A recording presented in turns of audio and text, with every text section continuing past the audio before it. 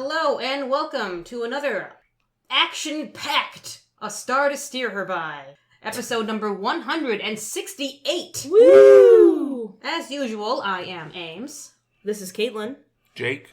And Chris. Hot dog. And we're here doing more Deep Space Nine. We're wrapping up Season 2, jumping into Season 3, with a three-parter that somehow straddles both. And, of course, I get another three-parter to rush the hell through, because there is a lot that's going on this week. They really decided, Season 3, let's introduce like 15 new species that are all at war with each other. Great. So we're covering the episodes The Jem'Hadar and The Search, parts 1 and 2. Woo-hoo. Look at that, they almost, they only needed 2 titles for this 3-parter. Oh gosh, yeah. Unlike the 3 titles for the previous one. Too many titles. This is still too many, but here we go. Okay, so...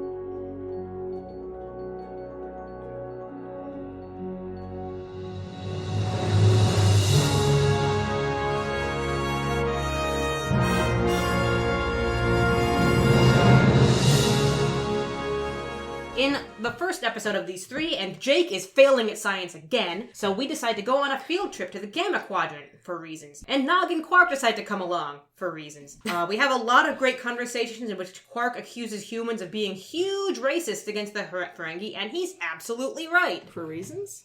For reasons! So many reasons. Nog runs off in a huff, Jake goes after him, and this new Vorta woman we meet, Eris, finds Quark and Sisko being like, oh no, I'm being chased. And the Jem'Hadar dudes, who is a big rhinoceros-looking creature without the horn, capture the lot of them and throw them in a beam of some kind.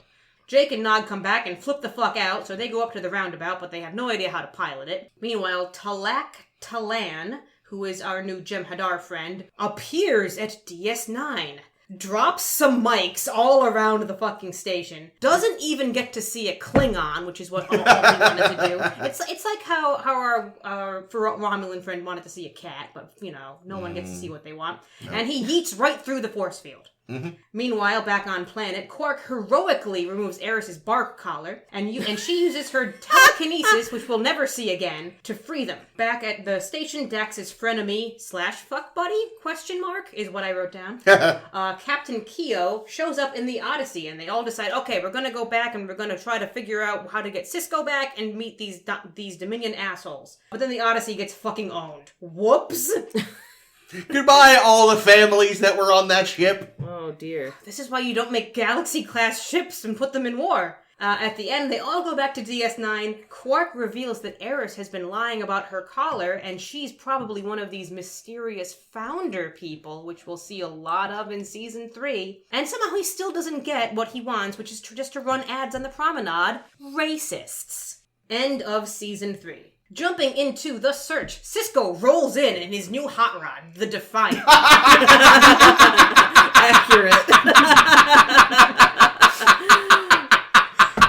Oh god, I'm destroyed. See the peeking? Aren't you glad we turned down the game? Wow, Chris looks like a plum right now. Which is different from usual how. I picture him like having added flames.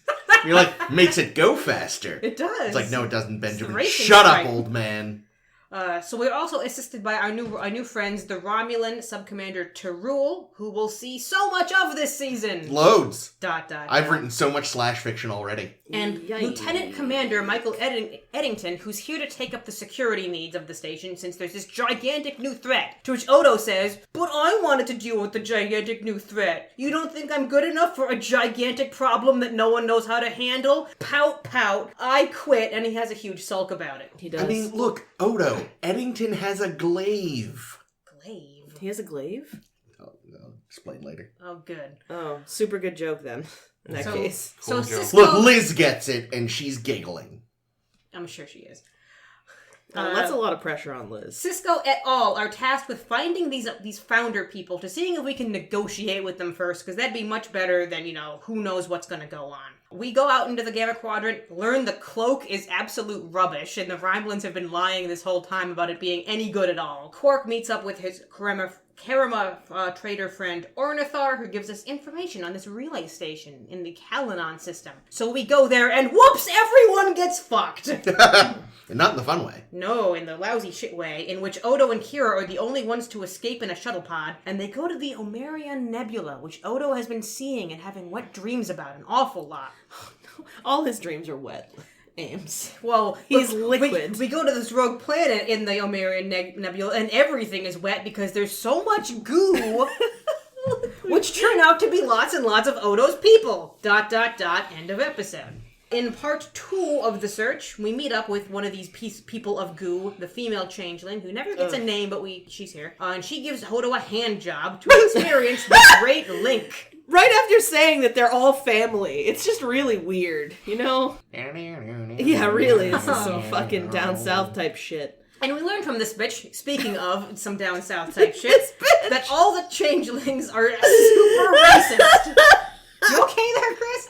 I should take bullet points more often. We hear from this bitch. The problem is I had just taken a sip of coffee and I had to keep myself from laughing so it didn't come out my damn nose. Oh god, and spit all over the mic like I did that time. So all the changelings fucking hate solids, and Odo's like, I don't know about that, because I know a lot of solids and they're my friends. I guess I'll be a rock for a while. Sisko and Julian, we've learned, have escaped in a shuttle pod away from all the Jem'Hadar that were attacking the fuck out of them. They meet up with Dax and O'Brien, who are okay, and apparently they got to meet some founder people, and they're all going to go back to Deep Space Nine so that the Vorta Borath is going to negotiate peace with Nechayev. Bye-bye. This will go well. This is the best idea we've ever had. Involve Admiral Nechayev. Oh god, that fucking bitch. Speaking of bitches. Things start getting all weird around Deep Space Nine, in which, the Romulans are being pissed off because they're being left out of these peace negotiations. The Jem'Hadar are running amok. Tarul and Garrick get fucking killed.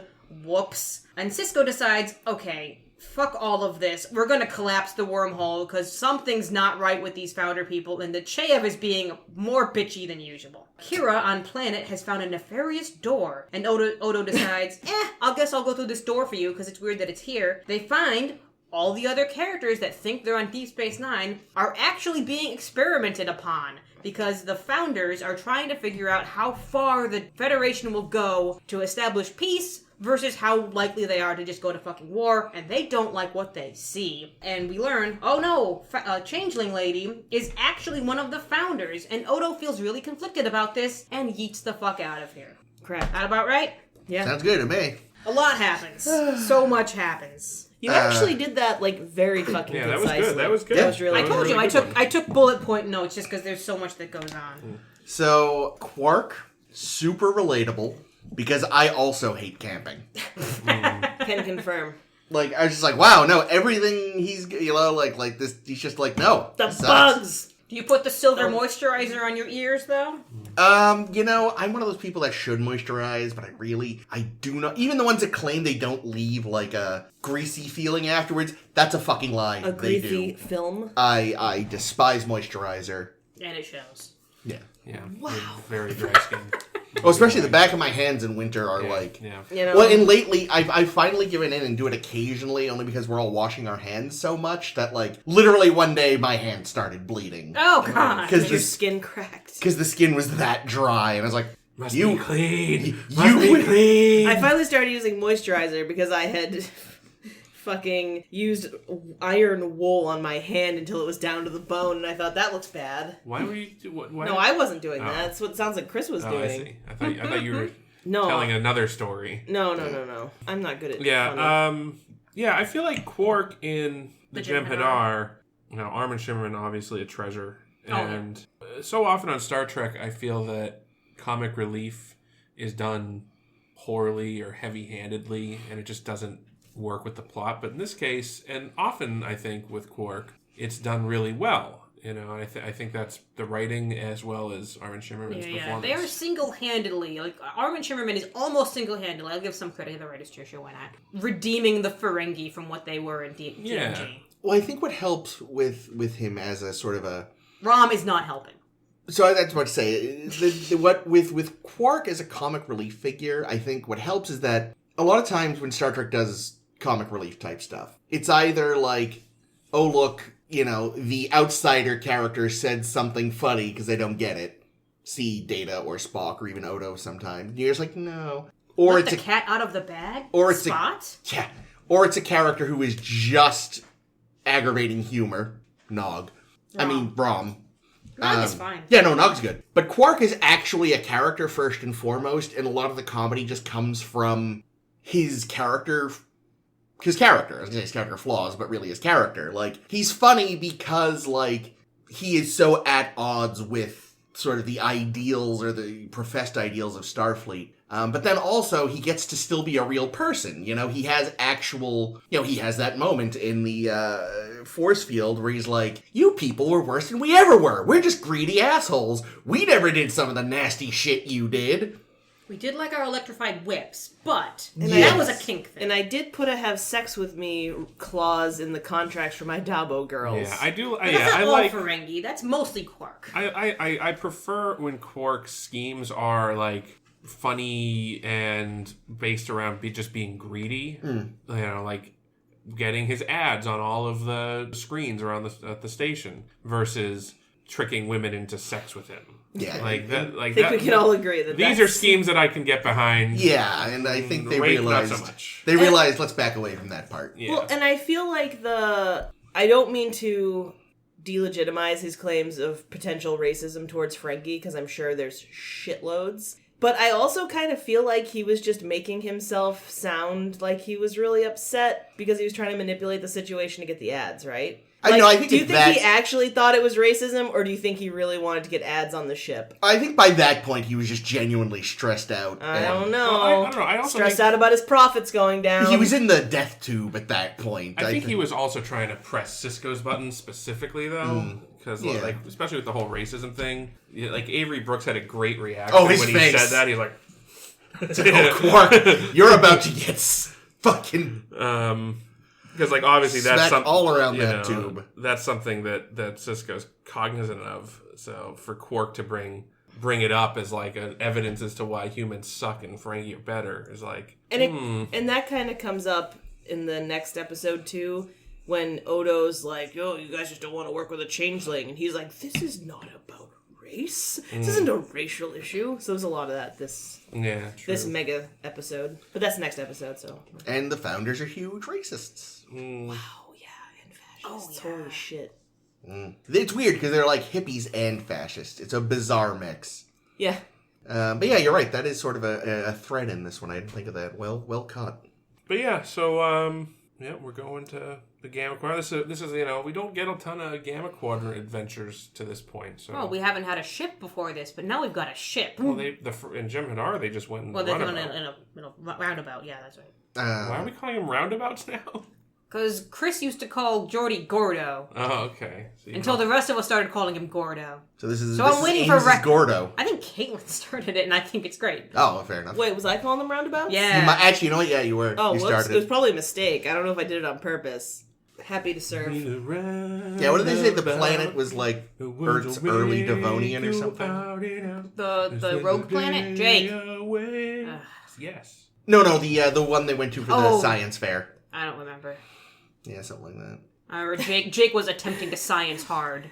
Yeah. What's this? I love the other Jake. Cisco. Oh, I love that Sisko was like, "What's this boring bullshit you're doing? You want to go to the Gamma Quadrant? Like, seems a little bit irresponsible to be like, let's go to this mostly unexplored place that we don't really know that much about, where there may or may not be some shadowy figures called the Dominion. Let's go there for a camping trip." I mean, so far there haven't, really been major issues in the. There's been lots of major issues. Yeah, we killed Opaka, damn it! They're going to an uninhabited planet. I don't know. I feel like for Sisko trying to connect with his son, like it might not be the most prudent parental move to go on a, just the two of us camping trip to an uncharted planet, but at the same time, Sisko's like, I can be King Dad. Man, if I do this. science fairs in the future must be fucking off the wall. Except for Radish Kid. Radish Kid sucked. Fucking Dude, no way, Kid. radishes are great. Remember, And Jake's plants were probably great, too. Wesley made a tractor beam. Wesley was the little fucker that ruined the curve for everyone else. It's absolutely. like, what did you do? I fucking did a thing with iodine. I see the asshole with the tractor beam. Don't even pretend you care. I was a little sad we didn't get any rounds of row your boat. no marshmallows. Yeah. No mountain climbing, you know. It was a little bit of a letdown. No beans. Yeah. Nog is here. There's probably beans in the jambalaya. I was going to say, what did they make? Did he make jambalaya? Yeah. Nog There is was bugs here in the 'cause- jambalaya, we knew that. I Yeah. thought Ferengi liked eating bugs. So did Nog re-enlist in school? When did that happen? Off screen at some point, right. apparently. Well, Which, didn't Jake teach him to read, and Yeah. is that probably when he got back into it? Or maybe, something? yeah. They definitely didn't specifically say when it happened, but it happened at some point. Okay. I guess I forgot that he had left. There are certain arcs in story pieces that I just assume don't matter episode to episode, and I guess I Like just anything totally involving Keiko? Yeah, mostly that. Oh God, that's next week. But Jesus Christ. Yeah, that was the one thing. Yeah. Was when they're in the force field mabob, and Sisko's like, I've never seen more than 4 guards at once. It's like, remember how they had personal cloaks? That's true. There could be a bunch of guards there constantly. Yeah, and do you think the 3 of you, Sisko, Quark, and a woman who's freaking the fuck out, can take on 4 guards? But she has psychic sneezes that knock people over. Also, hell hath no fury like a woman who is freaking the fuck out. Plus, who Pretty sure knows? that's how it goes. Maybe that ungodly screeching noise Quark makes would be like it's some sort of pitch that the Jem'Hadar cannot Sure, deal there was with. So It's like much the dog screeching. whistle of Jem'Hadar. Which is worse, Quark screeching or Nog screeching? Because we had both. Nog. Oh, I don't remember what Nog sounded Oh, like, which means God. I've probably repressed it, so I guess Nog. Yeah, every time they were in the roundabout, and Jake was like, I don't know how to turn the autopilot off. And Nog would be like, we're gonna die! Ah! Ah! Ah! Remember 5 seconds ago when you were like, Nog's not bad? Well, he's No, not usually that's- used as a comic relief character quite as blatantly. What was the screaming? I said as often Alright, and as blatantly. just saying. Plus, he still actually has a personality. Nog will get one eventually, I think, if I remember. You mean Rom? Yes, damn it. That's how much Rom is not a character to you. You just can't. No, I just keep flopping their fucking names. Swapping. You're like someone's grandmother calling you your aunt's name or some shit. All video game Karen, consoles. Cheryl, Caitlin. What? Jesus. All video game consoles are Nintendos. I got you a game for your Nintendo. It's a PlayStation. The Grandma. PlayStation Nintendo. I mean, the Nintendo PlayStation. That was a thing. Anyway, Oh, yeah. I forgot about that. they just auctioned off the prototype. Ooh, neato. But yeah, this, I guess, that it's interesting. Like, this is sort of a lot of interesting sort of setup for then what sort of has paid off more in the search, Yeah, I feel that's like. kind of what I kind of feel like about this episode. Because, at the end of today's episode, we're going to do our tops and bottom 3s from the season. And it's like, how do I feel about this episode? Yeah, it's mostly setting up for what's going to be season 3. It's interesting because it's almost like how... Quark is great, but Quark's always great. Yeah, we talked about at the beginning of this season how, they had unintentionally done, because I remember we said at the time, the season 1 finale retroactively was sort of turned into a prologue for the season 2 intro. I've totally lost what the fuck you're talking about. The last episode of season 1 Was... It introduced the some- Hands of the Prophets. Yeah, and it introduced some concepts that were expanded upon and dealt with more in the season 2 3-part opener. Oh, yeah, And majority I had said that was really clever. And you're like, oh, that was unintended. They hadn't planned it that way. It just sort of happened. It feels like this season they're doing that, but on purpose. Yeah, and I also think they were doing it on purpose because they kind of took what was going to be the seeds of what they were originally going to do for the season 1 finale when they were going to have Picard come back and have a giant battle kind of thing. Yeah. And go into the Gamma Quadrant and find some foes, and they were originally going to have that be their season 1 finale. So now that they kind of had time to flesh that out and they've been working on it a bit, they're like, okay, now we kind of know where it's going to go. We're not going to have Picard. We're going to kerplode another galaxy starship because we've got to show how powerful these guys are. Yeah. They can get out of our force fields and they can blow the shit up out of our biggest fucking ship.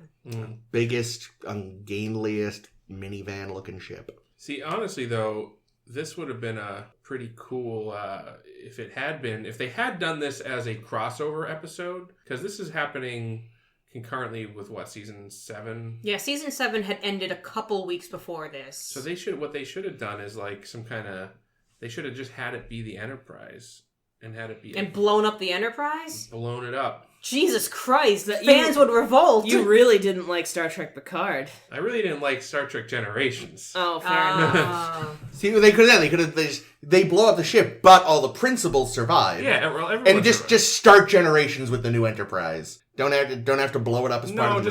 Just go skip right the- to skip the that's what I first meant. contact. Yeah, go right to first contact. In fact, it could have been the Generations could have been a crossover event instead. It could have been DS9 and Star Trek Next Generation. I don't think Next they could have. Generation and the TNG kids. Yeah. They couldn't have produced Deep Space Nine whilst also Deep Space Yeah. Nine was happening, though. No, you're right. Yeah, no, That would have been a cluster. We know they were already like strained enough having the 2-season overlap plus planning Generations. Plus planning Voyager. Yeah, like this would have broken everything. It's actually pretty amazing, though, that I feel like at this point, Deep Space Nine has given us the strongest, like, first and second season in spite of that. The second half of Picard is good. The second half of Picard? As a first season. Oh, she's been so far in like what we've done. Yeah, I chronologically. mean, like, versus, like, TOS and, like, TNG. Yeah. We all know the TAS. strongest first season is Enterprise. Chris is joking. Oh yes, no. Even as someone who enjoys Enterprise, no, I am joking so hard. So wait, what's after this? Voyager is next, and then Enterprise. Yep. I'm a big Trek fan. So everyone goes out either in the Odyssey or in a whole bunch of like little shuttle pods and roundabouts to go into the Gamma Quadrant. Who is left on Deep Space Nine? I think Keiko? Oh no, Eddington's not there yet. Keiko's the only Keiko. one in charge. Or Rom? Morn? Morn's in charge. Rom just has a son. I have a business. Quark's on the planet. Yeah. I don't know. I mean, I'm sure there's the B team. Yeah, that there's we the don't night see. shift. Like, there's always people milling around in ops. Yeah. I always find it funny whenever we see, because we're going to see a little bit in the search too. It's like, everyone, let's go into the Gamma Quadrant together. Literally and everyone. leave no one behind on the station. Yeah, well, it's we're because even taking Quark for our reason. Because you can't do shows without your principals. Yeah. But like there's really no reason why Kira should be involved in this at all. You know? How Right, much because reason? she's Deep Space Nine security, right? No, she's the majority liaison to the Federation. Right. Why is Dax going? We don't need science if we're going out here right now. I mean, I could see. I guess you're the Starfleet navigator people- now too. Oh, because she's fucking Keo. Got it. Yeah, I could see the Starfleet people going on this mission, but I don't see why Odo or Kira would. Yeah. Yeah. No, it's a little. They're not Starfleet. But yeah, it's like you said. The thing you always just sort of accept on some level with Star Trek is that just there are backup sort of staff that we don't ever see. There's the people that run the bridge from midnight to 6 a.m. or whatever. Yeah, Morn. Yeah. Yeah, I even noted there's in the German translation of this episode, Morn keeps a line when Quark and he are leaving for the night. Holy shit. They kept a line in German for him. What was the line? I didn't find it. Oh. But I also don't know German. I like to imagine that when Morn is left in charge, he's in his same costume, but he puts on one of those little, like, I'm a rich guy with a yacht captain's hats. No, like a train conductor hat. Or that. Um, So, the Defiant. Hang on, I have one more element about the Jem'Hadar. Okie dokie. So we meet up with all these Dominion folks. Yep. And there was originally, it's in like the series Bible, but not necessarily, it didn't make it into the episode, that they said basically, think of the Dominion as the people who genetically engineered the Tosk for their hunters. Hey! what? You said when we did that episode, like, you felt like the Tosk were sort of a prototype Jem'Hadar. You called it. Yeah, I guess I did. Did you? I guess I did. Yeah, go back, listen to the episode, people. Tosk is great. Yeah, That's love such Tosk. a good. Well, yeah, good I feel like episode. in terms of the writing, yes, it's a similar idea, right? So, like, yeah, you get these Jem'Hadar. I mean, the thing is, we're not really clear what they are in this episode. We're told that they work for the founders, and we're Which told, we can only assume are the Vorta right now. Well, they ask Eris at the end, like, oh, so you must be a founder. And then she vanishes. And That's she- for me and- to know and you to find out. Well, she was like, That's oh, man. you think the founders would waste their time with you bozos? But then, of course, in the Bojos. search, another Vorta says, yeah, we're totally the founders. Yeah. And then, like, no, actually, double blind. But he's not even real. He's a No, he's real. Well, he's a real guy, but he's real, but when he says he's a founder and he's working with them, yeah, that's all part of the Right. stuff. it's part yeah, of the yeah. gag. Yeah. Yeah, It's part of the illusion. So Eris, we talked about it was very convenient that her plan to like do the prison break involved needing someone that could pick locks, and it's a good thing that Quark was there because he knew how to pick locks. So, like... Maybe she had another something that any person could do trick up her sleeve if she had needed. Maybe. Yeah. I mean, also, like... Just because I happen to know the telekinesis never comes up again. So I've seen a lot of people commenting in the Memory Alpha saying, well, maybe she didn't actually have telekinesis and she was just using that as a ruse to be like, oh, if not for this collar, I could telekinesis our way out of here. Yeah, I think that's true. That's a reasonable... Because she needed some way to take down the force field and she couldn't rightly have a phaser or something. Right. You know? Yeah, so, they would have frisked, presumably. Yeah, so Herb having some ability that could take down the force field makes good sense. Yeah, and even if she's the whole time she's in the force field with Quark and Sisko, and the two of them are bickering like old lovers, and or new lovers, like lovers, and she's right there, and they're talking about her, and she's not fucking there, and she's like, and they're like, oh, we're stuck here, and this woman is useless, and she's like, oh God, no, why?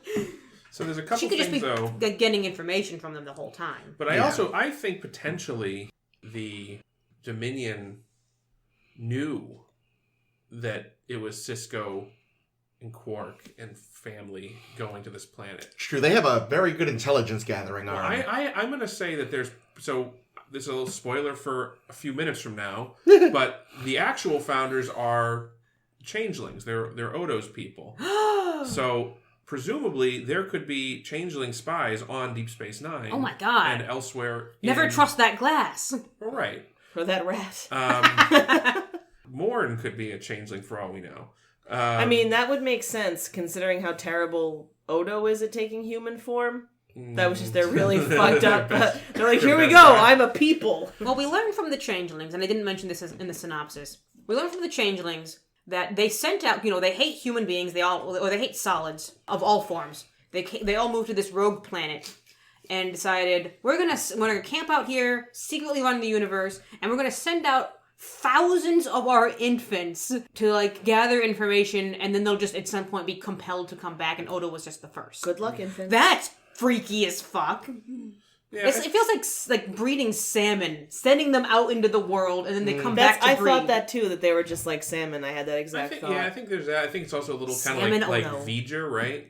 Like they send it out there, and they eventually find their way back, and by the time they get back, they have all this intelligence and So basically, the founders themselves don't have to send ships out to explore the far reaches. They just sent out these babies. These babies. Yeah, but the thing is they talk about how solids always mistreat them. So it's like, okay, so how many of your infants were, beaten to death? Odo will be the only one that's come back. Yeah, I don't know if they care. That's wild. If they care, though. But they also claim that a changeling has never hurt another changeling, and I would argue that they hurt lots and lots of their infants. By sending them out. Oh, yeah. Absolutely. Well, not to mention the therapy. Also, their plan, at least this far, has backfired, because, aren't they terrible, Odo? And he's like, I don't know. Some of my best friends are solids. I think they're kind of neat. I kind of want to pork the redhead.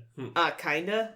And Quark. Speaking of wet dreams. I love when Odo realizes he's home and he gets this big smile. Oh, God. And you're like, so disturbing. It's so creepy. Oh, it's like, that makeup was not designed to deal with that facial expression. Those boots were not made for walking. No, I think they do that as he just smiles weird. He does, because he doesn't have a smile. It's No, I know, but it's just funny because it really does, with the makeup, it really does just you're like, oh, that... But I think that was the point, though. I don't think it was the makeup was poorly designed. I think the point was he has trouble smiling. Yeah. He just doesn't know how to do that. Question. So we come to this planet, female changeling comes out of the goo and is like, hey, I'm on one of you. And I'm probably shaping myself to look kind of like a you. So you'll be comfortable. So you get it. Mm-hmm. So you understand. Why then is that character just not played by Renee Auberjonois? Why is she female? Why are they wearing different clothes than he's wearing? Because the network did not want him giving himself a hand job. I don't know. I think they know how to make... They know enough that, okay, we're going to make distinct...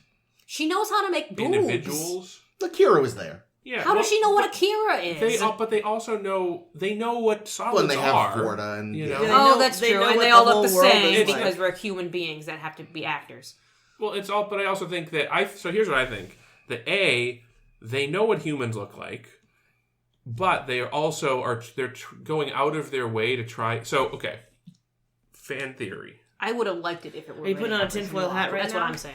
Tinfoil hat firmly What on. did you ask me? I do I not asked if it was a think tinfoil hat. that what we saw was the Founder's homeworld. I do not think that is the Founder's No, they say home- that it isn't. When do they say it isn't? They said that they found place. they moved it's definitely there. not their Oh no, home. I mean, The sure, home- I get that. home No, base? I don't think they live there. Oh, okay. fine. I think that was solely set up as like a place for Odo to go. Mm. And how'd they compel him to get there? He's a salmon. Yeah, but if it's not where he was supposed to, if they're not No, this was still where they were he was supposed to Like go. this is where they're this originally. this is the welcoming center for the Well, again, returning. we know it's not where they are. Well, right, from, but what all he's we're saying is it's their summer vacation home. I'm saying Sure. it's where that they wanted the young to return to, yeah. but it's also not where they live. Okay. They went there, like probably most of the time it's just a barren rock in this thing. Is every single plant that's there another changeling? Could be. I But feel like that's possible. But I think that because here's evidence. It would be really bad if anybody knew where the homeworld was. Yet the Defiant is in orbit around it, while they have everybody prisoner. Well, they weren't originally going to let Kira leave. No, but either way, they eventually did. I feel like they wouldn't have let anybody leave. They would have just let Starfleet think that the ship got destroyed. Oh yeah, they definitely weren't going to let any of these people go, especially once they found out how far they would go. Yeah. You know what I mean? I do. So I agree with you. So why do they let them go? Because Odo's with them, or what? Yeah, I think Odo, but also if it really were their home where they lived, they wouldn't have let them go even with Odo because it just would have been too dangerous. Because And they just now move. everybody knows where they are. Well, then where are all these thousands of other babies going to go? Well, again, that could still be the welcoming center, and when they know that a baby's getting close, they could set it up, roll out the red carpet like they did for Odo. Yeah, I think they said to Odo, like, we weren't expecting you back so soon. Yeah, He's like, how fucking old am I? years early But- or something. But again, 5,000. they're also full of shit because they knew that they were coming 100% because there's no way Yeah, that can't be that a coincidence. Odo managed to escape the Defiant with all those Jem'Hadar ships on a shuttle and not the shuttle get destroyed. The shuttle was allowed to leave and go to this planet. Yeah. Yeah. But also, Well, they probably genuinely weren't expecting him for another 300 years until the wormhole opened. Yeah, until they and found the then they wormhole. accelerated their plans. yeah, and then I'm sure they have a spy on DS9, the same spy that told them that it was, Quark, we could set up a thing with lockpicking, because the Quark's going to be there. I'm sure whatever spy told them that totally was more. also like, hey, just so you know, there's one of us here, and, he looks really bad, so when he comes... He looks really bad. There's actually when he finds his way back, don't freak him out. Just make a shitty looking face. there's actually this guy who's been in the background of a couple of episodes before this one, and in at least one upcoming one, which I didn't want to say anything because we hadn't gotten to the Jem'Hadar yet. But whatever alien he is, he just kind of looks like a Jem'Hadar. Like they half-assed the makeup. So I think that's your spy. No, I think the spy is probably actually a founder. Oh yeah, I think it's actually a changeling. I think it's Morn. I think I'm on board for it to just be there we Morn. go. Morn spends a lot of time with Quark. Yeah, and He doesn't talk a lot, but he listens. Yeah. But yeah, no, but anyway, going back to why they look the way they do, I'm pretty sure they look the way they do because that's how Odo looks. Yeah, no, they're totally just making him feel. And now, thanks to that fucking one scientist, a bunch of people have that dumb haircut. Yeah. And I wonder, okay, let's take it a step further. Let's go to even more. Let's layer some tinfoil on top here. So, we've seen the actress that played I the was waiting Changeling for this. before. Yes. We saw her in The Chase. The Chase. Amazingly, also directed by Jonathan Frakes, much like Search Part 2. Oh, yeah. So we see her in that episode, the same actress. I'm going to suggest that the appearance of the female changeling that we see in The Search is actually based on a real person, the person that we saw in The Chase. And that the changelings... Just naturally do that, and that's why Odo's face looks like that? No, because she didn't look like that in The Chase. She didn't Yeah, have she looked like Odo a potato. face. She looked close. She looked closer than I think probably had she should be. ears.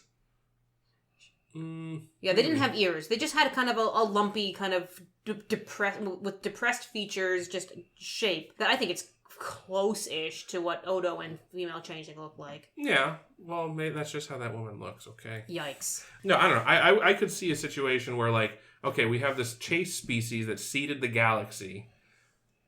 One of the species that they couldn't have seeded would have been the changelings. Or, alternatively, the race that seeded the galaxy was the changelings, possibly before they had evolved so much tinfoil. morphogenic capabilities. Yeah. Maybe they used to be humanoid. They used to be solid themselves. And then they met the transfiguration guy and evolved past their genetic code. Forgot about that asshole. So maybe that would have been an interesting plot line, honestly, if they had brought up the chase ever again. No, never again. And we find out that, wait a minute, the Founders are so-called not because they found the Dominion, which they did, but because they literally found all the other humanoid life in the galaxy. It's possible. And then they turn into assholes. Yeah. And decided that they were going to destroy all that life. I'm sure they were also assholes originally. I was gonna say the them turning into assholes part is definitely true. Can confirm. The rest of it I don't know. Anyway, Jake wanted to talk before we went down this changeling path. Jake wanted to mention something about the Defiant. What about it? I don't know. You started saying, so the Defiant, and then I'm like, hang on, I have another thing. That was me. That was you. Fine. Chris wanted to talk about the Defiant. Well, so like you said, they've given them a ship now. Yep. So that there's something a little more like... Based on a Lamborghini, I hear. Really interesting. It's a little sturdier than, it's like, okay, we gotta stop sending them in these, like, glorified shuttlecraft. Like, let's give them a proper ship. I feel like it's probably... I love how prone to explosions it is. Well, because it sounds like they basically, like, they pulled a Tim Taylor and put, like, a V8 engine on a riding mower. That's pretty good. More in his Wilson. That was good. That's but really I good. was thinking, like, oh man, so this would have been the first season after TNG ended. Of course, this is when they give them a proper ship. They're like, oh god, we need a proper ship. Fuck.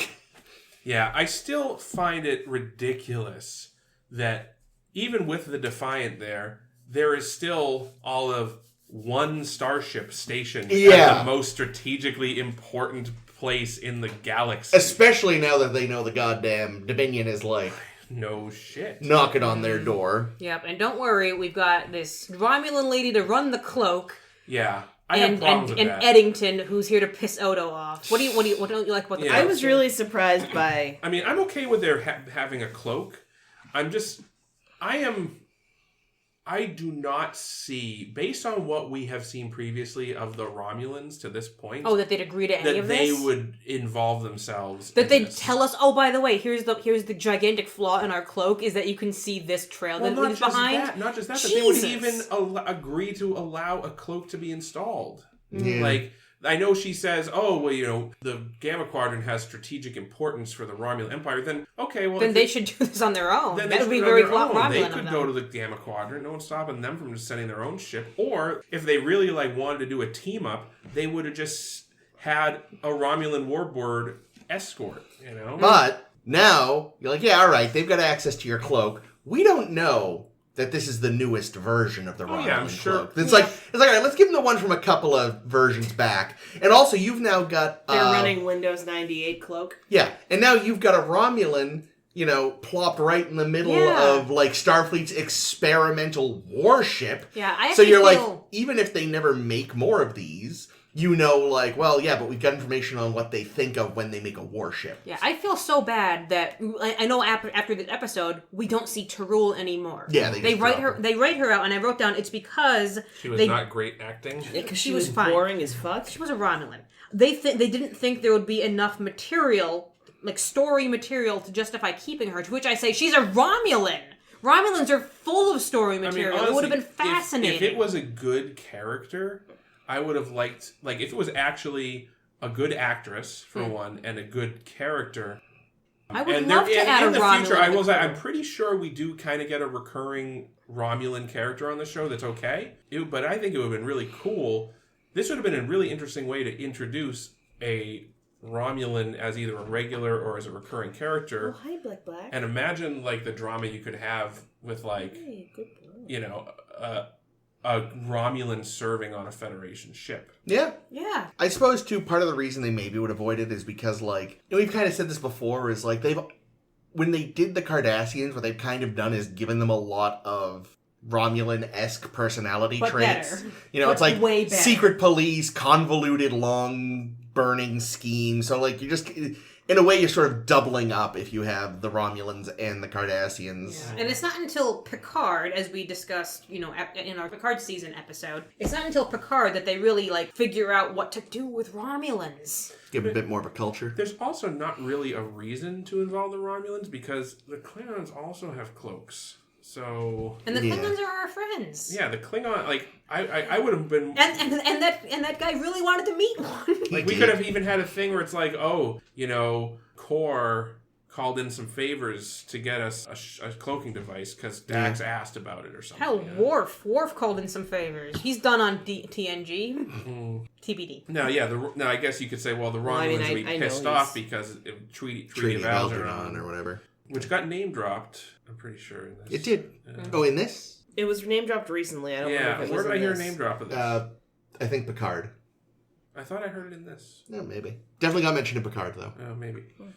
Anyway, Berman was also opposed to the cloak because he wanted to uphold Roddenberry's "the Federation doesn't sneak around" rule. Shut the fuck up, Rick.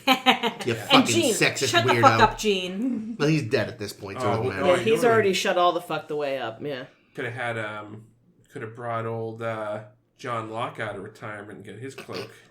Oh, from the Pegasus. Yeah, there we go. That one. Ooh. Pressman? That sounds right. Oh, so yes, by way of explanation, though, in a way that sort of, I know, we are going to see at least a little bit more of Eddington. What I said about him having a glaive, he was the lead actor in the 80s science fantasy cult movie Krull. I'm glad this is making it into the episode. And he famously gets this ridiculous, like, mall ninja fucking weapon, and it's a magic ninja star that he can throw, and it spins. But interestingly, Krull... It's a ninja star / what is this? Frisbee. No, boomerang. Kind of, yeah, because it does come back somehow. Slice your fingers off. It's a dumb weapon. Good movie, dumb weapon, but Warrior. has a minor Trek connection. James Horner, composer of Star Treks 2 and 3, composed the score for Krull. Fabulous. Cut all that. Great Nope. story. Krull was a really good movie. It's a cool story, bro. Yeah, Eddington is, it's like Take Two. Remember that? I don't even know the character's name. Remember the character from season 1 that they brought? Yeah, that fucking... Yeah, you said they were going to redo it. Yes, Yeah. Primin, right. Primin. Good So this memory. is like Take Two of that. But Yeah. it kind of feels a little stale because it's literally the same conceit. Yeah. I mean, there's way more stakes right now because when Primin was there, it's like, what was the justification for Primin even being there? I don't even remember the It was the same reason. thing. It was going to be a potential war. I think Starfleet just wanted... I thought it was more just like we don't think Odo is good. Well, in this instance, it's we pissed off the Dominion. Yeah. They just threatened the fuck out of us. We need way more help. Well, versus again, this guy's just here because O'Brien's not around this week. Well, I also think that you could just be like, no, he's the security officer on the Defiant, which would make sense because there's Except they don't take him on the mission. Well, sure. But going back to what we said last week, it's like, or this week, earlier today, is why the fuck are all of these Bajoran officers serving on board the Defiant? Like, why is Kira automatically first officer on the Defiant? Well, I mean, because she is the liaison to, like, Federation and Bajoran interests, like, and, if the Dominion does pour through the wormhole... First thing they attack is DS9. Second thing they attack is Bajor. Oh, I understand this. I understand her being involved, but I just don't think that she should be as an officer on the ship. I think that's ridiculous. I think Dax should be the first officer of the Defiant, and Kira can maybe be there as like a advisor or something. Bajoran representative. But like, can you imagine? Like, I went to fucking Starfleet Academy, bitch. What do you do? Oh, you were a terrorist? Okay. I guess you can be the first officer on this starship. Listen, you clearly have book smarts. That bitch has street smarts. I guess so. And by street smarts, I mean terrorism. Can you imagine, smarts. like, just being like somebody Blowing up that's like, streets because I also assume the Defiant, it Sisko didn't fly it to DS9 with just Eddington and the Romulan chick. There must have been more crew that all got killed. But Oh no. but when they got there, like when they're shipping out, like there must have been some fucking lieutenant on there. It's like, wait, who are these fucking terrorists? Fucking lady, what's going on here? This fucking terror. I also like Chev wouldn't have stood for that. I also like that we had to go through jump through various hoops to make sure that Odo and Quark could be on the ship. Yeah. Oh my god, man. that scene between them is so It's very beautiful. Odo went peak Jake. He literally was like, I thought of you so much. I was like, oh my god, it's Jake. I actually thought it was kind of nice that Quark acted like he was going to be respectful about the goo bucket thing. And I actually believed him. Like, it seemed genuine, so then he wouldn't shut up. No, that's Quark for you. Oh, God. Oh no. When Sisko has the staff. Oh my god, the Nagus' staff. Shimmerman hates that scene. He hates it so much because it just feels so. It does nothing that he says except like put the Ferengi down like people do all the time, which we discussed in the Jem'Hadar. And then Sisko's all like, "You're a Ferengi, so you bow to this scepter, right?" It's demeaning. That is true. I just but the faces that. Cisco, that's because it was Sisko honest. served amazing face. It's just, but I think it's lazy writing, and it doesn't serve either character. No, it definitely just feels like we couldn't get. What's his name? Zach. Yeah, But the what's his actor's name to name- guest star? No, but here's the Wallace thing. Shawn, there you go.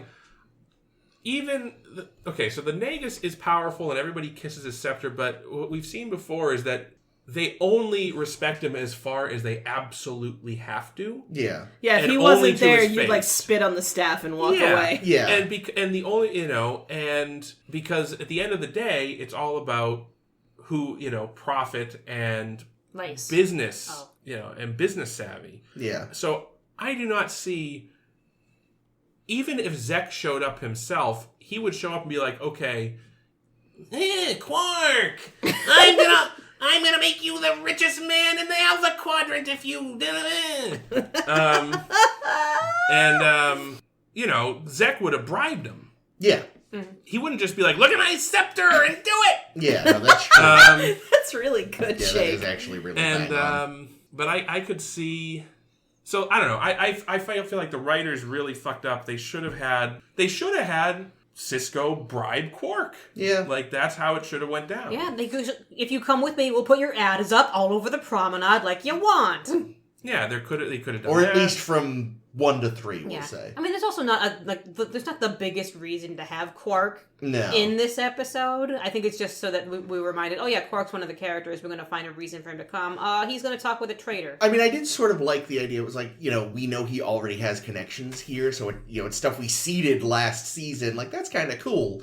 But yeah, you're right. I mean, like, even as I was watching the scene, I was like, again, the whole time I'm just like, you just couldn't get Zek. But to be fair, I'm sorry. Oh, go ahead. Do you think that fucking Wallace Shawn would want to sit through the 8-hour makeup just to have a totally. 40-second scene? How much would that cost? but I mean, just yes, like- give him the fucking scepter. Fuck Just it. maybe find a different way to do it. But again, even though it does fail in a lot of ways, just watching Avery Brooks make those faces was a joy. I loved Sisko's faces. Yeah, no, I mean the scene was well acted. I just didn't care for the I did. Yeah, no, you're I right. was going to move on to the other thing Quark does in this episode, which is talk to Ornithar. Ornithar, I find fascinating. He had this really interesting cadence and the balance between him and Quark because they're both people motivated by nothing but profit. His Yeah. cadence was really wild. interesting. I liked that scene a lot. Something about the design of like his head, his hair, the way he talked and moved, like I feel Better like than Handleface.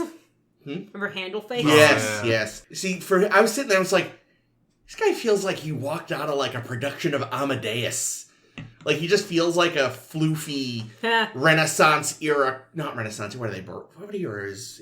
No, I'm sorry. That's not Renaissance. That's Baroque? well after that era, though, of like floofy European courtier. I think because his hair sort of had a shape that was vaguely like those poofy wigs, and he again walked very all like. I'm a man wearing Weirdly. high heels. Yeah, It's weird. Like I'm just sitting there, like, what the fuck is going on? This guy's like alien courtier. I love it. Yeah, but I also, him the whole time he's on the bridge, he's like pricing Yeah. things and like Yeah. he wants I to want buy that earring, Kira's yeah. earring. Yeah. Deal. No, wait, one Really? bargain at a time. Really? There's a woman for you. Speaking of bribing, now was it Sisko or Quark who was like goes to him when he's being all reticent? And they're like, could lose this contract, and then the founders might be pissed or whatever. That was Quark, who? Yeah. So that again, that's sort of a better version of what they did with Quark, where it was just like we're gonna extort you in this case. This is extortion, not bribery, but still. A good way to, like I said, to deal with a character motivated entirely by profit. Yeah. So, and again, it was an obvious trap. But I don't think what's his face, Talak Talan? Gesundheit? The Jem'Hadar guy? No, the guy we just talked about. What's his name? Ornithar? I don't think Orenthal James. Look at the reference. That's O.J. Simpson. His Oh, name is yeah, that's Orenthal right. James. I always forget that Juice's real name is Orenthal. Anyway, I don't think Orenthal was in on it, but it was an obvious trap. So I feel like they probably just had a bunch of different things out there that could have worked for them. no, I think they knew what was going down. The whole thing. I think the whole thing was well planned and executed to get the crew of the Defiant and Odo to that planet. Yeah. Oh yeah, but all I mean though is like they probably had a few different like threads out there that like any of these will lead to our desired outcome. Ornithar doesn't tell them where the planet is. He tells them where a certain relay station is. Yeah. They go to the relay station. They find a different planet where they lose Jadzia and Miles, saying, "Oh, this is where we think the founders might be. Let's go there because a lot of ships from this relay station are going there." And then they're like marooned on that planet whilst they leave because they're afraid the cloak would fuck up again to rule, you idiot. Well, or the Dominion had been tracking them the entire time because again, going back to the theory that there is a mole. My God, it's been Bashir this whole time. I was just thinking maybe it was their security dude because he's just arrived. Eddington? Yeah, he's just arrived. And... Yeah, but then he's not on the Defiant. Oh, God damn it. Never mind. It's Julian, and that's why he gets along with Garrick so well, because they're both spies. That's the thing, Oh, we don't actually, for all we see Eddington in these episodes, we see maybe 3 minutes of real Eddington, and then all other Eddington is hallucination Eddington. Man, the hallucinations are done, like, are they pulling this out of people's brains or what? Because Seems so. Garrick had the most Garrick fucking line, even though He he wasn't did. actually there. The line I wrote down is, enemies make dangerous friends. I'm like, yeah, that's Garrick right Yeah. there. Jesus. Or their Have good mole information on Deep Garrick. Space, their mole on Deep Space Nine Is Garrick. is studying the fuck out of how people on DS9 act so that they could build the simulation. It's funny, because in my note, before I realized this was all fake, because this is not one I remembered well, so I was like, the only thing I really remembered from it was that the changelings turned out to be the founders. Before it was revealed that this was all sort of a simulation, I was like, oh man, shit's serious. Garrick decided to go straight to Sisko instead of via Julian. Or straight to the Cardassians. Yeah. Oh my God, when I thought that he was dead, I was like literally screaming. I was like, what? What? What?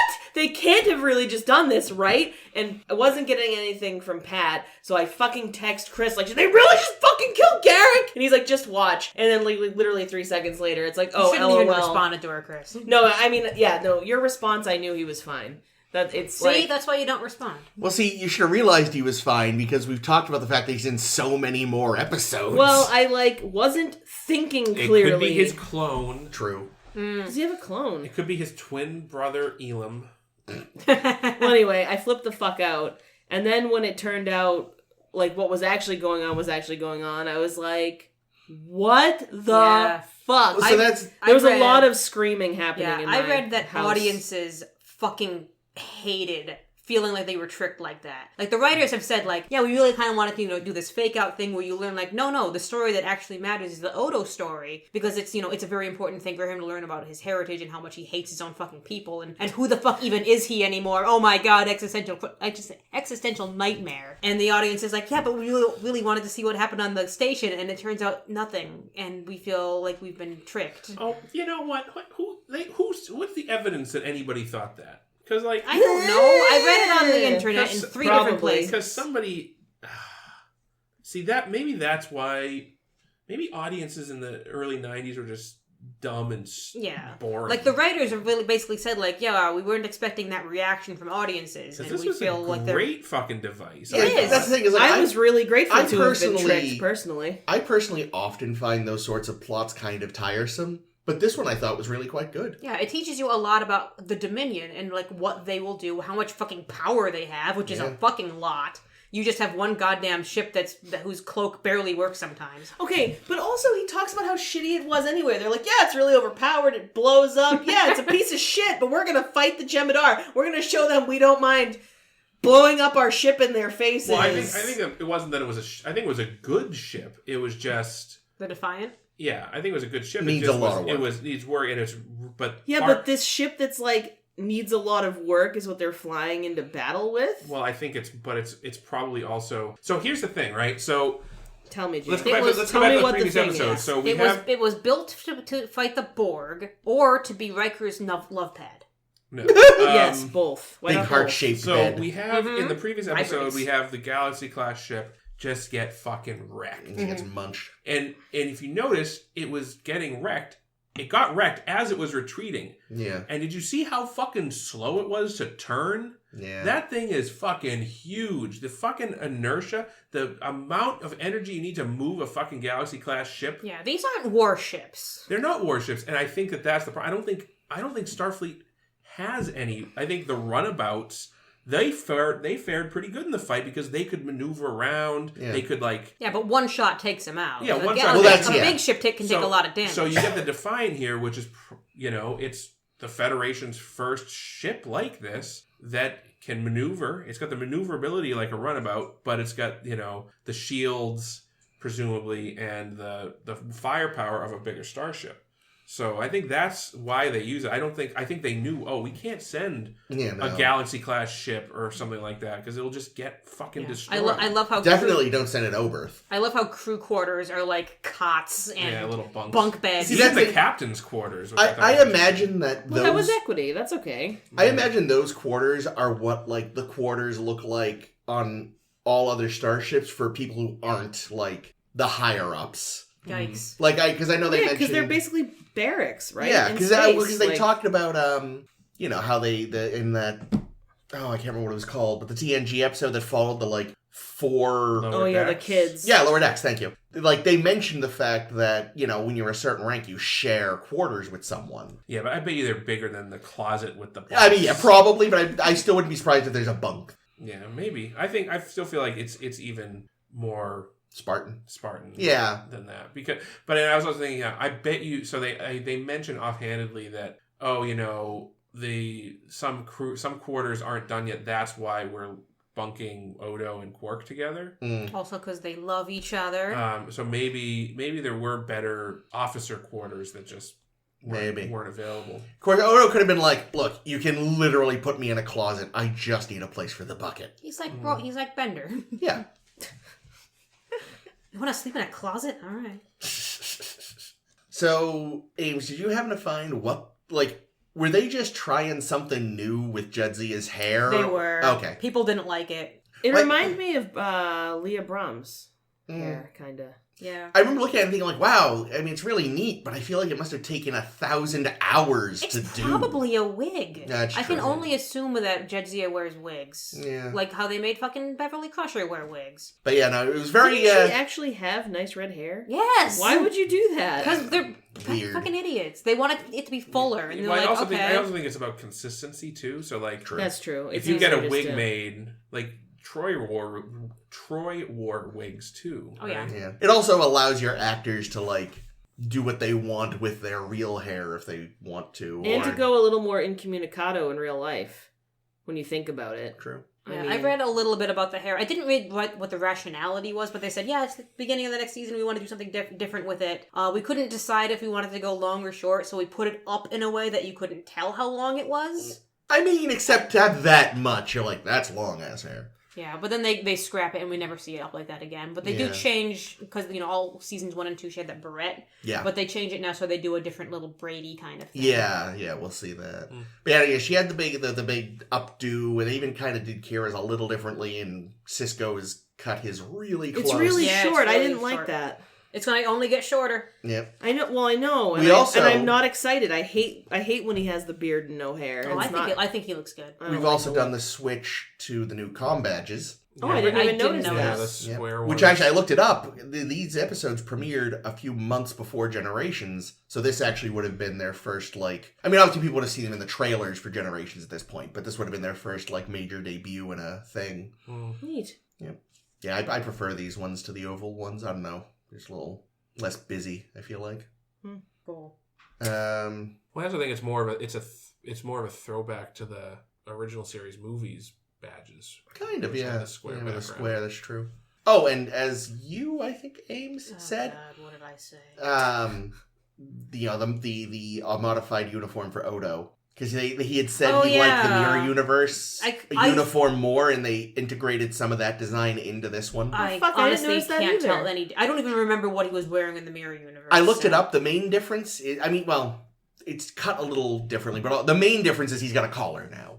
Cool. Oh, I He's didn't got like a notice little that. like raised collar, whereas previously it was just a t-shirt collar Oh. kind of thing. I did not notice that at all. It Not gives surprising him anyone. it gives him more of an authoritarian look. Yeah, and the I cut noticed of it, all the founders also had turtlenecks. but also just the way it's cut. Like his original shirt was kind of frumpy. They've now cut it so it's a little more form fitting. Yeah, and considering it's all supposed to just be Him. his flesh, I'm sure like Kira came back from Mirror Universe and said, oh my god, it was so weird seeing you there. You were wearing a slightly different uniform. And he's like, oh, tell me about the uniform. This sounds fun. I could make that happen. He's like, well, would you say you liked it better than what I'm wearing now? I do like though, since we're on It's a Odo, good Odo cake. That was horrible, but thank you. it's a good Odo having a weird crush and not knowing how to talk about it. Thank you. But God bless. I do like the idea that Odo's love of justice is what is to the founders a perverted version as opposed to a improved version of their sort of love of order. Yeah. Especially because he said ages back, possibly in his origin story episode, where it was like, you know, he feels like his people just have this natural sense of justice, maybe. Mm-hmm. And so this idea that what it is that Also they're really likes being a rat. yeah, they're actually authoritarians, but because he didn't get raised among them, it just turned into super cop. Yeah. Yeah, I feel like Odo and Spock would have a lot in common if they met in terms of, you know, Nazis. Yeah, because Oh, they, no. they both really think Hitler was great. Look, minus the concentration camp shit, the trains ran on time. Uh, Mussolini, God. whatever. Yeah, And also, they didn't actually run on time. That is a myth. they changed They time. they ran on normal fuel. Jake noticed that the rogue planet also had a load-bearing plinth, like the last place we found some goo. Okay, yeah, I did have a note. Was it the same style of I plane? think it was the same prop. I don't know if it was the same Nice. prop, but it was definitely like It looked very looked similar. similar. Yeah, I meant Yes. to mention that. Which I think makes it sound almost like, what if, okay, Go on. more foil, So much foil. packing on the foil today. So what if there are many Plinths. home worlds that the children, like maybe each of the children that they sent out was pre-programmed to go to a specific place. Yeah, maybe. And That's a lot of planets. well, it's the fucking Dominion. They can do it. And maybe the original planet that we saw was one of those worlds, the one that with the volcanoes. But that baby was a failure. No, that baby Oh, that fucking sucks. and showed is up awful. too late or Too early. Too early. They weren't ready Right. for him. They're like, little floppy goo, I'm gonna go over here now. And he's just like, "Where's my people?" Yeah. No one's here for me. Well, And but then also, the planet- and then the Sad planet goo. blew up. well, but remember also, like, something about that planet fucking turned Odo into Dr. Odo and Mr. Hyde. That's true. So, The Kira talking to a tree scene was Yeah. magic. Are you even here? Look at me, I'm talking to a tree. You're not even here, are you? But that also brings up the point: is if Odo were being a tree or a rock, yeah. Or any of the other changelings would he there actually being be trees able and to rocks. hear her anyway? We've discussed this. I know. But the answer has to be yes, right? Because if you Yeah. just had the consciousness of a rock, you would never unbecome a rock. No, not the consciousness, but a rock doesn't have ears. It can't. And an hear island things. never It cries. can sense That's what I've heard. I don't know. I think because the way that Thank you. the female changeling said Female. female. I mean, that's actually what the character is called, so. Yeah, we gotta give her a nickname or something. Douche. Like... We already have Admiral Nechayev. No, that's Bitcheyev. Yeah, Bitcheyev's here. Try to keep up here. Yeah, I don't know. The way she describes, like, oh, you're being a rock, you know, which to me means, like, yeah, you are literally, like, yeah, you're conscious in the rock, but other than that, you don't... Yeah. And like, Odo says, I've been being a rock all day. I feel like I don't understand rocks anymore. Yes, I'm cool. You're not hiding as a rock. You are being a rock. Yeah. Which makes me think that my theory is... I don't know. I feel like if you're being a rock, how would you know to change back? Yeah, I feel like... You're thinking, you're still thinking, you're like, okay, I'm done being a rock. But rocks don't think. I mean, the thing, though, is, like... Ames had a thing. That's Sorry. fine. No, please. No, okay. Odo, up until this point, has had no idea what he's been doing when he's been being things. He's just been being things, and it's this changeling lady that comes and says, when you're, shaped as a thing, you're actually being that thing, and you can, have lots of new understanding about hawks. That was cool, that scene. The hawks is cool. Maybe you should have started with that, It's like, well, yeah, of course there's nothing interesting about being a rock. Now be a bird. There you go. Well, yeah, but that probably takes some level of control. Yeah. And, I wonder if they have to deal with... So, during this scene, when he flew down and, became Odo again, I was like, holy shit, Odo's an Animorph? So all I could think was, in the Animorph series, when they... First, so much about the Animorph Dude, because the fucking book series Because he keeps turning into rats and birds and shit. Yeah, no, I wouldn't keep doing it, but he keeps giving it to me here. In the Animorph series, they kind of have to, learn to deal with the mind of whatever creature they're being, so I wonder if there's any such struggle with animals with changelings. Never be a goldfish. You'll be too goddamn dumb. Well, but, just the idea of, not getting caught up in just the, I am a hawk, so I fly, and, being able to control and, flying where you want it to fly and shit. We also find out about the link. The Great Link. Or just, linking in general. Which is basic. So, what? Changelings don't have any kind of native speech or anything like that. They only seem to communicate through the link, which is where when they merge their material. The hand jobs. Yeah. Yeah. Or just live in a pool of each other. So gross. I don't like it. It's no, very of course we alien. don't get it. We're filthy solids. Yeah. I didn't say I didn't get it. I said I don't like it. The Vulcans might get it a little with the mind meld. True. Yeah, I think it's more than a mind meld, though. I think it's... I don't know. And it's something that's always kind of confused me about the changelings is, are they... One creature split into... One creature that, when they merge as one thing, how do they then divide? And, They know. How does a rock know to stop being a rock? That's true. That's what I'm saying. This is what I'm saying. There's a lot of unanswered questions about changelings. And I'm willing to bet we never get the answers. No. Honestly, we wouldn't like them if we did. Yeah. Probably not. Better left unexplained. Just how Star Trek fans always want more Trek and always hate it. It's the pattern. But I think, to your point, I think Odo can, if he wants, be something else, but still sense things. Because remember when they were doing guerrilla tactics at the start of season 2... Yeah, wasn't he a chair or something? He was a wall. He was just the wall. And then he was like, hey, I'm the wall. So clearly he was still sensing somehow. I don't remember him saying that. But he was in his face. I heard it. Yeah, I know. I read that when they came up with this idea of, Odo, you're going to meet your people. And Jean-Noir was like, is that a good idea? Is there going to be anywhere for me to go with this? I feel like, me meeting my people is going to be kind of limiting. Turns out they're assholes. Yeah, and then he's like, oh, good, I like that. I like that they're assholes because it means that I still have no goddamn place in the universe. Yeah, no, that's the thing. They're right. If he had just met them this early and they were just good people, okay, now what? Yeah, I guess I live here now. The fact that he's at odds with the people he's wanted to meet his whole life, that's great. It's like, I found home, and it blows. Yeah, and it's also going to help.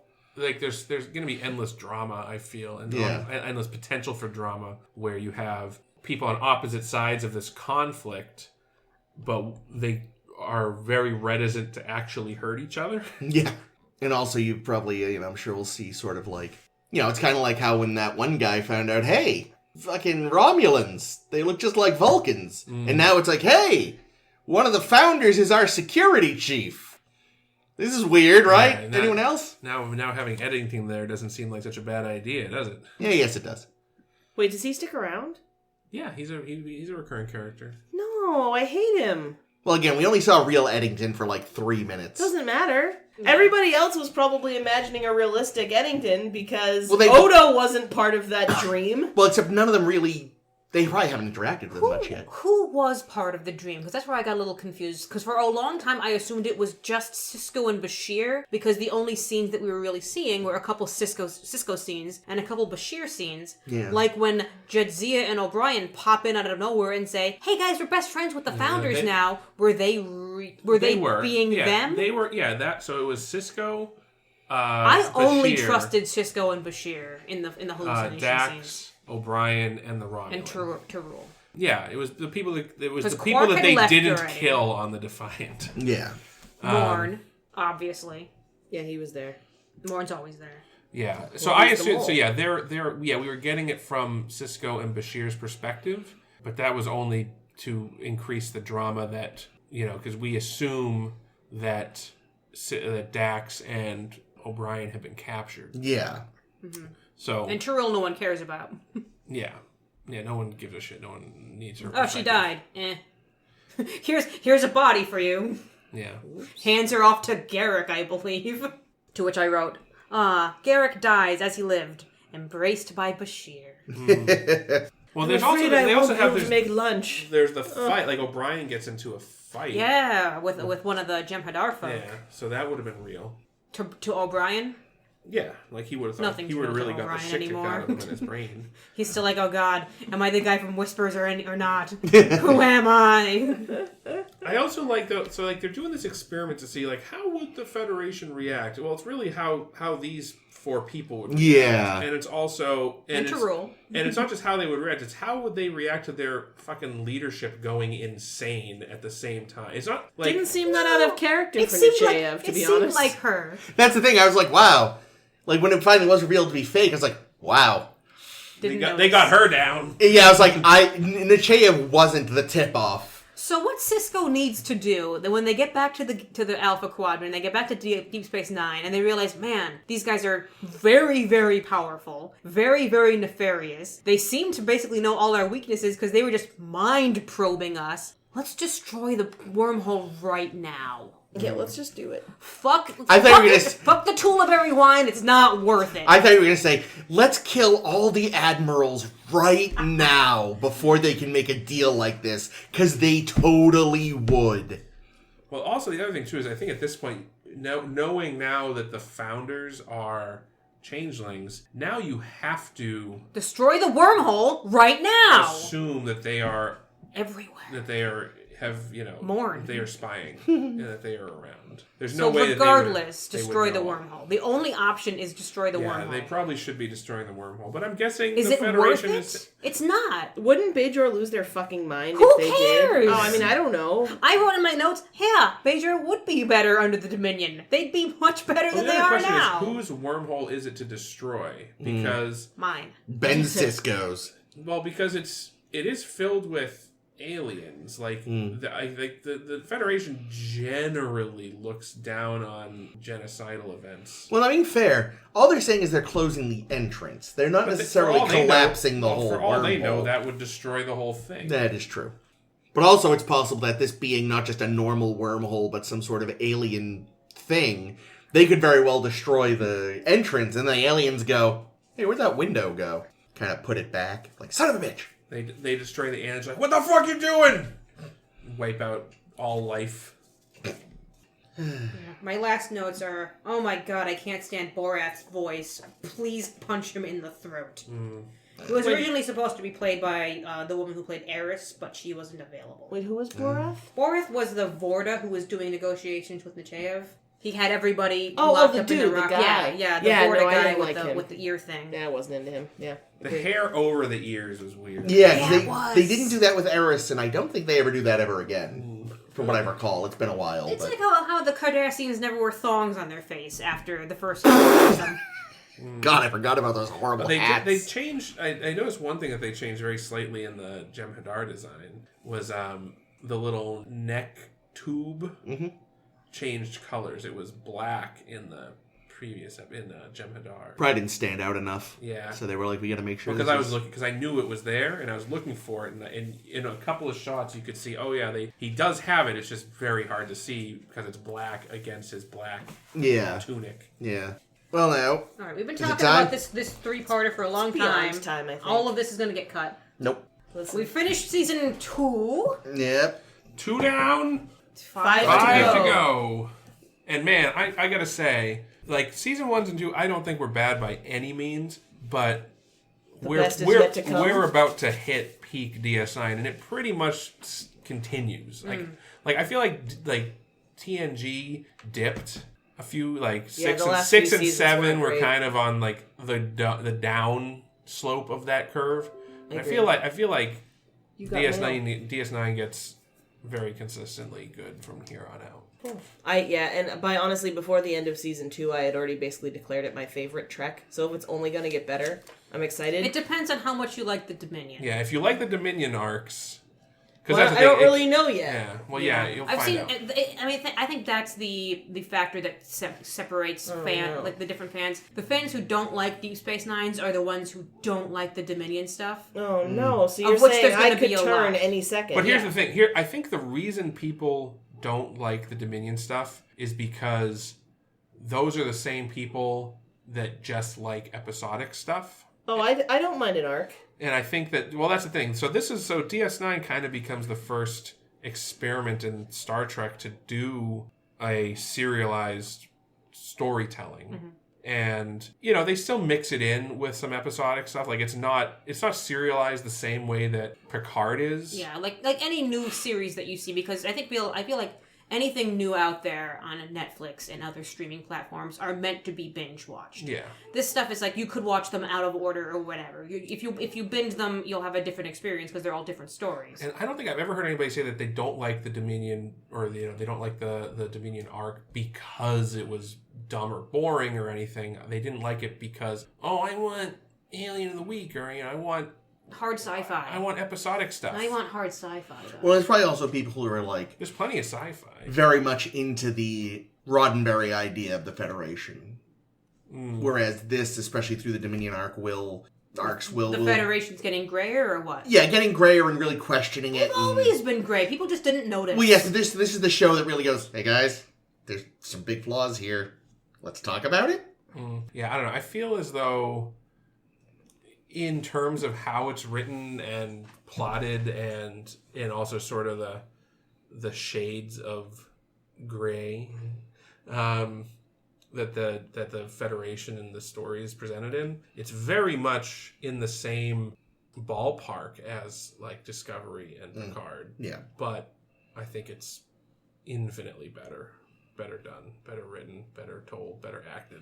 I don't know. Terry Farrell's still not doing it for me. Yeah, Terry Farrell really is dragging down the cast in terms of acting. I thought she's been fine for a while. She's been pretty. Who are we talking about, Dax? Yeah. No, I think she's doing better. I think she's better. So next week there's an episode where I think she does better. But yeah, her deliveries are so like wooden a lot of the time. I think she gets better. I think she's getting better. I haven't really had a problem with her in a long time. But if you're saying next week I make a note that's like, oh, Terry Farrell, what did you do? But if you're saying, is she the weak link? I would say yeah. Yeah. I don't think she's like horrible, but I mean, there is wrong. She's... Yeah, but even he plays fine. his character well. The acting is good. Job. He's an annoying character. But it's like when you're up against fucking Armin Shimmerman and Renee Auberjonois and whatever Kira's real name is. Sorry, Kira. Nana Visitor. Yeah. Oh, that's right. I always forget because it's a weird, like, someone's name being Nana to me. I don't know. It's like her name's Grandma. Like the dog from... yeah, you're right. That's Nana. But, yeah, and like, even Avery Brooks, who's weird as fuck. I love but it's him. He's got such a distinctive accent. It's not Jazz Shatner. Bad. It's Jazz Shatner. It's not bad. It's great.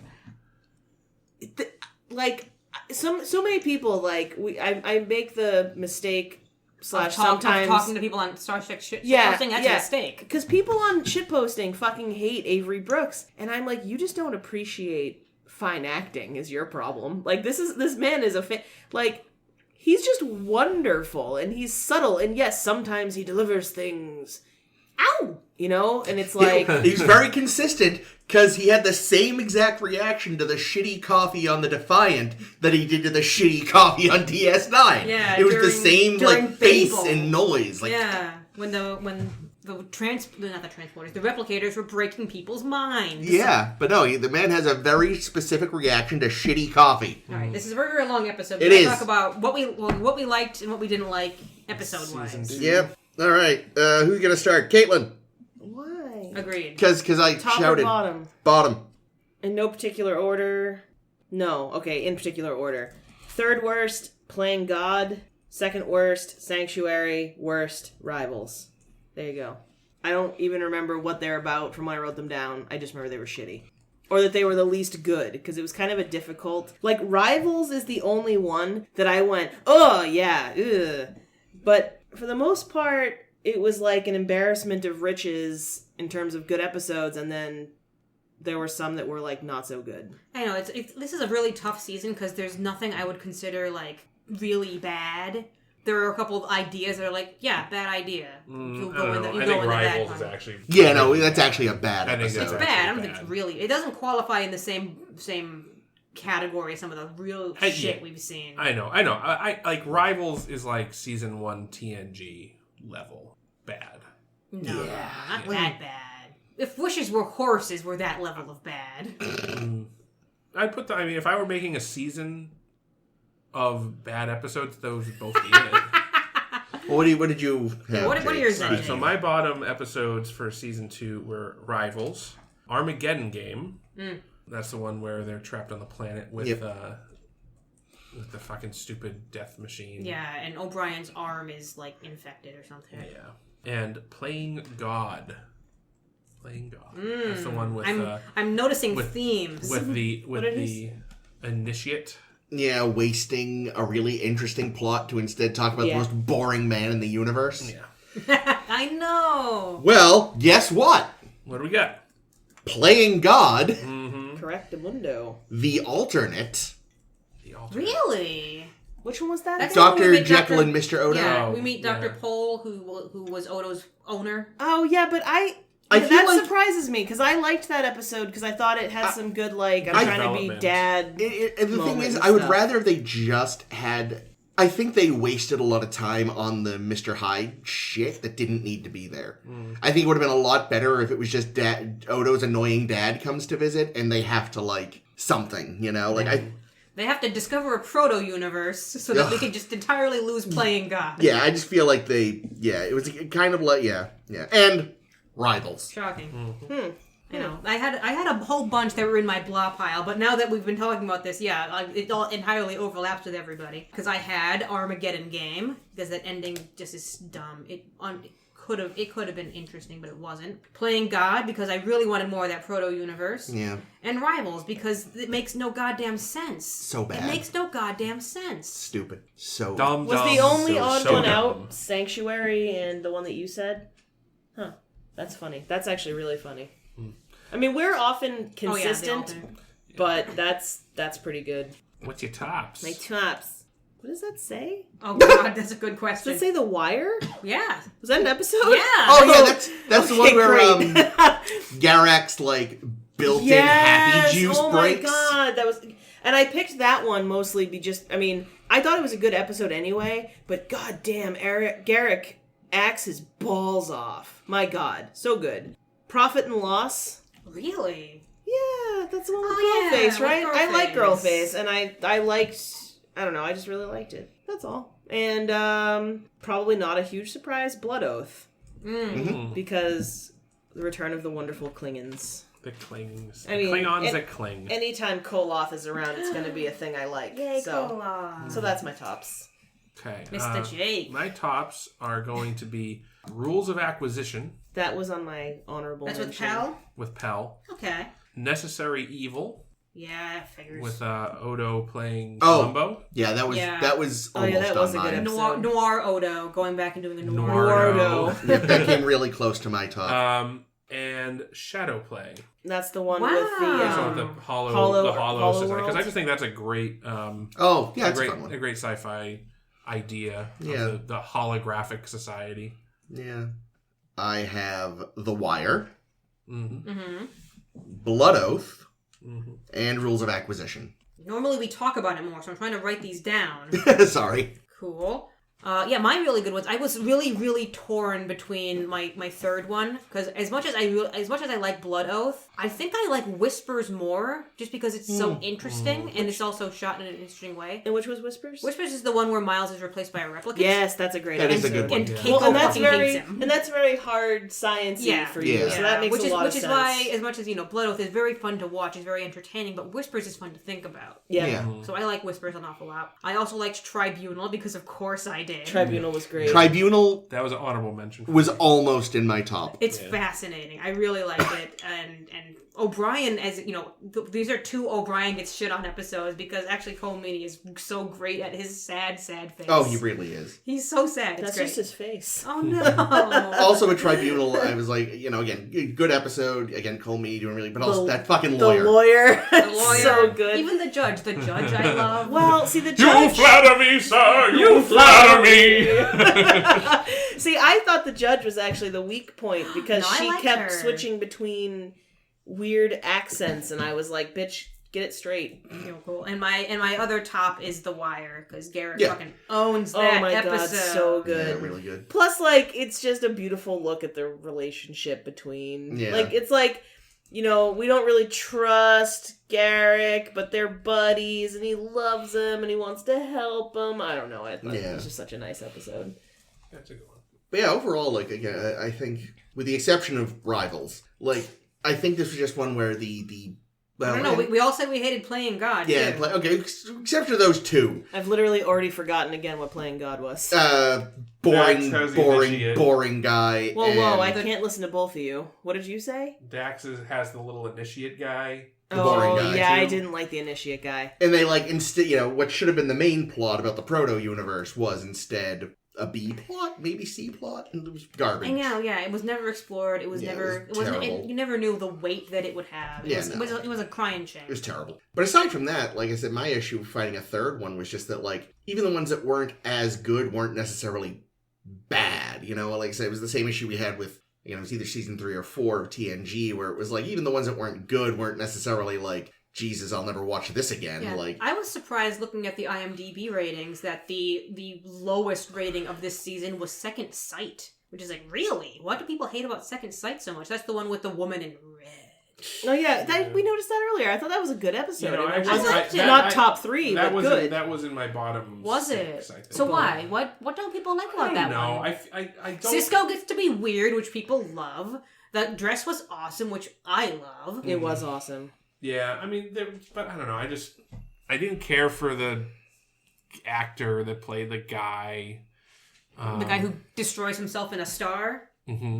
I don't know, it felt like a TNG Riker episode, I can see what you mean. And I just I've seen enough Riker episodes. I don't need to know. And I also like another one that Malora also felt like a TNG Riker. See, I didn't mind Malora. I didn't mind Malora so much because at least it gave us some interesting Julian stuff. That one's also very, very low in the list, according to IMDb. See, I would put no. Another one I had kind of low, but not bottom 3 was Cardassians with the Jono. Aw, but it has so much Garrick being enticing. Yeah, it's got tons of Garrick. Yeah, but I think it's an episode that, if not for Garrick's presence and all the crazy stuff he was up to, would have been a lot worse. Yeah, it was recycled. It feels very recycled.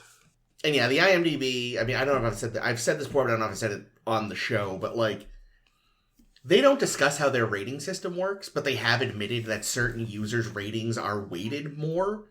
So it's not a strict, like, 1-to-1 review system. It's not actually an average. Like, Johnny user 5238, his 5 stars counts more heavily than someone else's 5 stars for some fool reason. It's all getting 5 stars, though. Well, yeah, either way, but his 1 star also weighs more than someone else's 5 star. Yeah, it would drag it down. It's like, and it's not proven, but posited that, there's just a lot of lonely, angry, nerd boys on the IMDb fucking up ratings. We need more cat suits! What was interesting was IMDb does ratings out of 10, so What is that? But either way, though, God. it's As fine. opposed to Johnny User 5'8", Joker X's 10-star weighs more than someone else's 1-star. Well, and also, like, I noticed that even the, like, episode descriptions seem to have been written by users.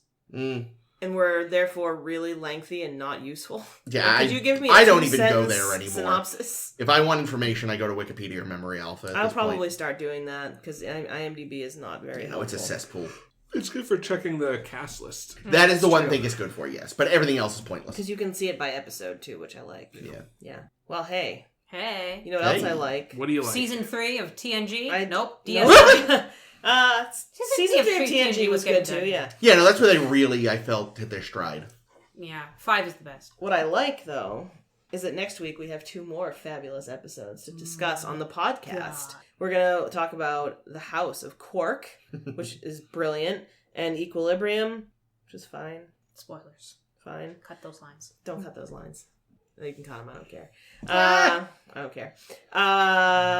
So if you liked this show and you want to hear more, you can find us on SoundCloud, on Stitcher, on Google Play, and on Apple Podcasts. You can also give us a follow or a like or whatever on Facebook. You can search A Star to Steer Her By there. We are at SSHB Podcast on Twitter and Tumblr. You can visit sshbpodcast.com, our home on the web, which is currently just a link to our Tumblr, but someday it might be more. And if you're wondering why you'd want to check out a Tumblr, it's because we write really neat things. Sometimes we write a fan fiction. Sometimes Chris writes about a starship design, and Jake writes about evil admirals. Some of his tinfoil hat theories. And Ames writes about Wesley Crusher's sweaters. I haven't written in a while. I feel like I should be taking better. What else better do we use. have to do? That's Jesus. true. I know. Like I'm sitting around most of the day watching YouTube videos, but I write about some good YouTube videos. Well, at the very least, these our tops and bottoms are going to be up there. True. If not now, then soon. Yay! Well, by the time this is up, they'll probably be there. Probably. Yeah. I got nothing else to do. Well, unless you're listening to the day of, they usually go up like... I usually put them up the day of, but share them the next day. Well, there you go. There I am. If you go on pardon Facebook, you can put a thumbs up on my Argyle graphic. I saw it. Did you make an Argyle graphic? When I did like that That was happen? you're the only one that noticed it. Yeah, no, it didn't. No, it didn't even tell me you did something. It's because he shared it as our page instead of as himself. Still, It was as a comment. As we both look. oh, as a comment, I Oh. see. That's why it didn't tell me. Yeah, it was on the Marina Sirtis Oh, birthday the thing. I thought that was so cute. Anyway, Wait, what did Jake say? Where's Argyle? Nice. Well, click. All right, Click the all right, reply. all You gotta right, click the click. reply. That's the important part. Wait, feck. this is thrilling. We'll share a link to our past post so you can check this out. Nice. I love it. All right. As always, I have been Caitlin. I am Jake. This has been Chris. And this is always Ames. Oh, shit. I have a rule of Let's say, was acquisition there- for this. Rule of acquisition 285. Hold on. I have it. Let's hear it. Hold on. Rules of acquisition 285. No good deed ever goes unpunished. I think they say that in Picard, too. Picard is a secret Ferengi.